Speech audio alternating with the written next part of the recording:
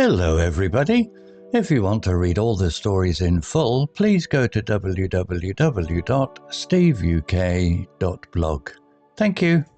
Short story 486, The Quiet County, Part 2. A Per Beginner. The quiet in Willow Creek grew. The children at school became like little robots, repeating slogans and doing exactly as they were told. Playtime was less boisterous.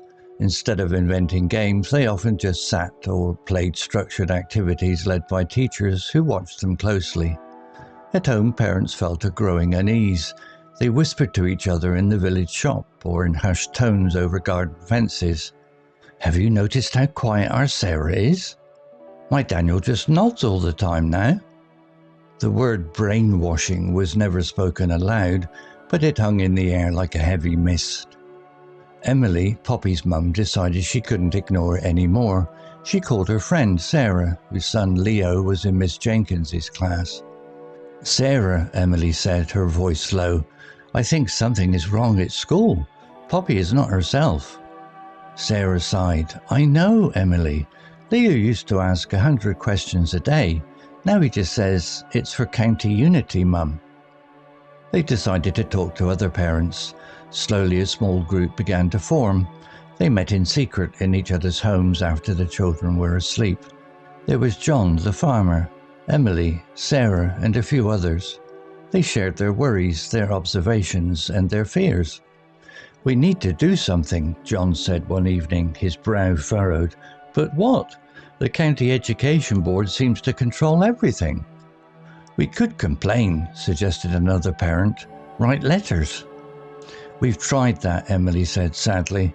"They send back polite but firm replies, saying the new curriculum is for the enrichment and betterment of our children." Suddenly, Sarah had an idea. "What if we don't fight them directly? What if we try to wake up our children quietly?" The others looked at her, curious. "We can't tell them what to think, not yet," Sarah continued, "but we can remind them of what they used to love. We can remind them to be curious, to ask questions, to think for themselves, even just a little bit." It was a risky plan. They had to be careful. The county education board had eyes and ears everywhere, even in the smallest villages. The next day, Emily started.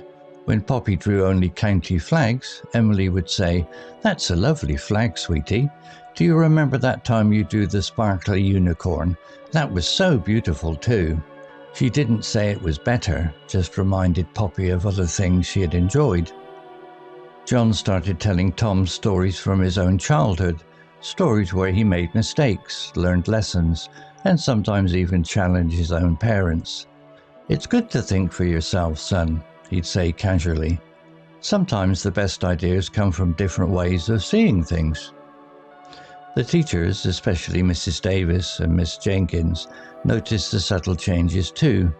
They saw parents trying to rekindle the spark in their children's eyes. It gave them a tiny flicker of hope. During their own secret meetings, Mrs. Davies shared how she had started slipping in old stories during reading time, stories about brave individuals who dared to be different. One afternoon in Miss Jenkins's class, Leo was drawing. He had been taught to draw only pictures that showed county unity, rows of identical houses, smiling identical people. But today, after his mum had shown him an old photo of him playing in the mud, Leo drew a small, messy puddle at the bottom of his perfect picture. Miss Jenkins saw it. Her heart gave a little jump. It was a tiny rebellion. Instead of correcting him as the guidelines demanded, she walked over and quietly said, "That puddle looks very interesting, Leo. What do you think would happen if someone stepped in it?" Leo looked up, a flicker of curiosity in his eyes. "It would splash, miss, and make their shoes muddy." It was a small conversation, but it was a beginning, a whisper of an old thought, a forgotten question. Vocabulary notes: boisterous, adjective, meaning, of a person, event, or behavior. Noisy, energetic, and cheerful, sometimes a little wild or lacking restraint. Example: Playtime was less boisterous. Similar words: lively, energetic, rowdy, exuberant, spirited. Example sentence outside the story. The boisterous crowd cheered loudly for their team. Hushed, adjective, meaning done in a very quiet voice, kept secret or suppressed. Example, they whispered to each other in the village shop or in hushed tones over garden fences. Similar words: quiet, subdued, muted, whispered, hushed up for secrets. Example sentence outside the story. The audience spoke in hushed tones during the serious part of the play. Unease, noun, meaning a feeling of anxiety or discomfort, a lack of comfort or relaxation. Example, at home parents felt a growing unease. Similar words: discomfort, anxiety, apprehension, worry, disquiet. Example sentence outside the story. There was an unease in the air before the big storm. Hanging in the air, idiom, meaning of a feeling, idea or question. Perceptible but not clearly expressed or decided, present but unspoken. Example, the word brainwashing was never spoken aloud, but it hung in the air like a heavy mist. Similar words: tangible in a metaphorical sense, palpable, implicit, unaddressed, unresolved. Example sentence outside the story. A sense of tension hung in the air after their argument. Furlong, verb past participle of furrow, meaning of a person's brow or face, acquire lines or wrinkles, typically as a result of worry, anger, or concentration. The story uses furrowed brow, which is common. Example, but what? The county education board seems to control everything, John said one evening, his brow furrowed. Similar words: wrinkled, creased, puckered, contacted. Example sentence outside the story. Her brow furrowed in concentration as she tried to solve the puzzle. Enrichment, noun, meaning the act of improving or enhancing the quality or value of something. Example, they send back polite but firm replies, saying the new curriculum is for the enrichment and betterment of our children. Similar words: enhancement, improvement, development, betterment, cultivation. Example sentence outside the story. Reading books is a great way for children's intellectual enrichment. Betterment, noun, meaning the act or process of making something better, improvement. Example, they send back polite but firm replies, saying the new curriculum is for the enrichment and betterment of our children. Similar words: improvement, advancement, progress, development, amelioration, more formal. Example sentence outside the story. He dedicated his life to the betterment of society. Rekindle, verb, meaning to revive or bring back to life a feeling, passion, or interest. Example, they saw parents trying to rekindle the spark in their children's eyes. Similar words: revive, reignite, restore, resuscitate, regenerate. Example sentence outside the story. Visiting her old school helped to rekindle her love for history.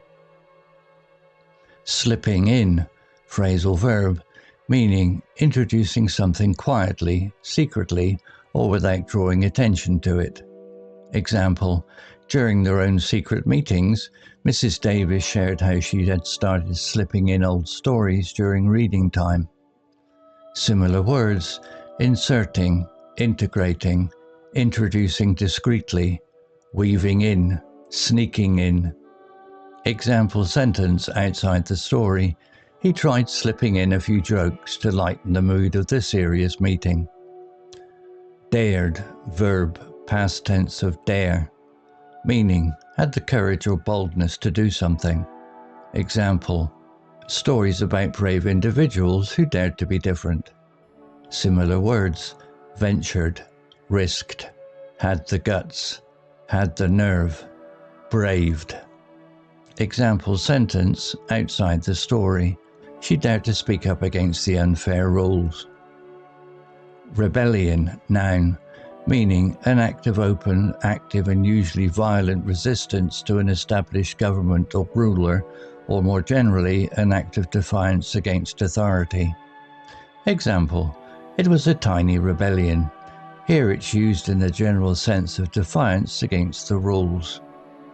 Similar words: defiance, insubordination, resistance, mutiny, protest. Example sentence outside the story: his constant questioning was an act of silent rebellion against the strict system. Flicker, noun, a momentary or faint manifestation of a feeling or quality. Example: Leo looked up, a flicker of curiosity in his eyes. Similar words: glimmer, hint, trace, spark, transient appearance.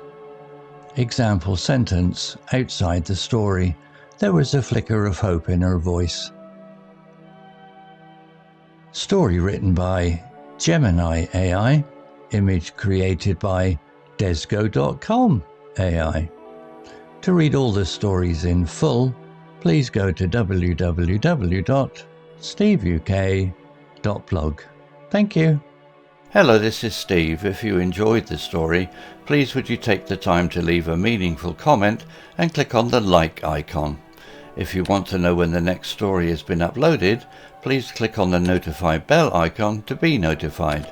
If you haven't already, please subscribe to my channel and tell your English learning friends so they can benefit too. Thank you.